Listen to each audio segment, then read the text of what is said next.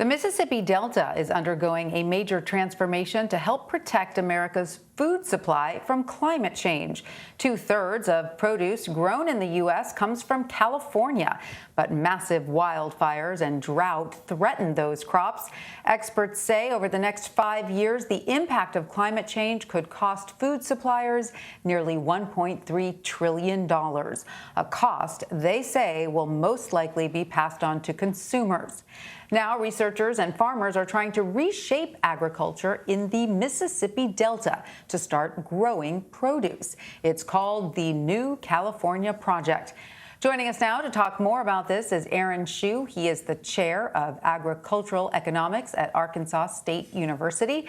Aaron, welcome. Great to have you with us. So tell us more about this project. How did it get started, and what kind of progress is already being made? Sure. Thanks for having me today. So the Next California Project was initiated based on some work by Julia Kernick at the World Wildlife Institute Markets Institute. And she's been collaborating with a lot of folks, not just me, Windrock International and Ag Launch based out of Memphis. So they contacted us about doing a listening tour throughout the Delta, basically going to talk with farmers, talk with business owners, entrepreneurs, to see what kind of appetite there might be to produce some of these specialty crops that are currently grown in California, or maybe only slightly produced in Arkansas or the broader Mississippi River Delta. So why was the focus specifically the mid-Mississippi Delta region? What is it about that area that makes it, ideal for this? Sure. So there are a lot of opportunities here. I would say there's a substantial room for rural development. There's a fair amount of labor in the region. We get a lot of rainfall. So even though groundwater resources might be scarce for things like commodity crops, we do get rainfall throughout the year that's pretty substantial. So we could capitalize on that, growing some of these specialty crops using rainfall that comes at those times. We also have a strong land-grant university system, lots of support from scientists and extension experts. We do already grow a lot of specialty crops in the region, including tomatoes and watermelons and pumpkins. So we could increase the production of some of those crops and maybe add some new ones, given some infrastructure investments were made and the right markets were supplied. So what kind of transformation could this mean for the Mississippi Delta and beyond? I would imagine this could have some significant economic benefits to the region, no? Absolutely. So, in commodity agricultural production, we're increasingly mechanized, which is great. We're becoming more efficient in many ways with the resources we have to produce major crops, such as rice and corn and soybeans.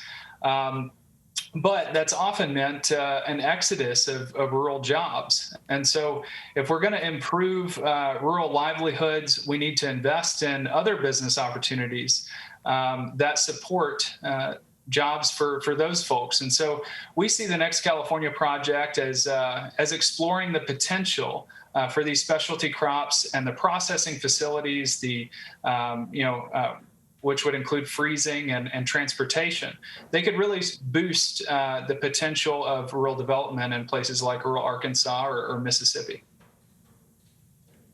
So while this project then means a lot of great things for the region, there are, as you pointed out, still some hurdles ahead. What are the biggest environmental impacts and infrastructure concerns that this would raise, and how are they being addressed? Sure. So a fair amount of my role in this is to conduct research on the types of crops that might be most suitable. We've identified quite a few, a lot of berry production, some nut production, but obviously not all California crops are going to grow in the Mississippi River Delta. We know that it's often more humid here, and we have freezing at night, hotter nighttime temperatures during the summer. So not everything will work here. So we need to first identify which crops are going to be most amenable, most suitable. We need to also understand, anytime you add a new business or whatnot, you're going to there's risk involved, in other words. So we need to make sure that producers are on board to absorb some of that risk, and we have the resources to support them if they make that leap.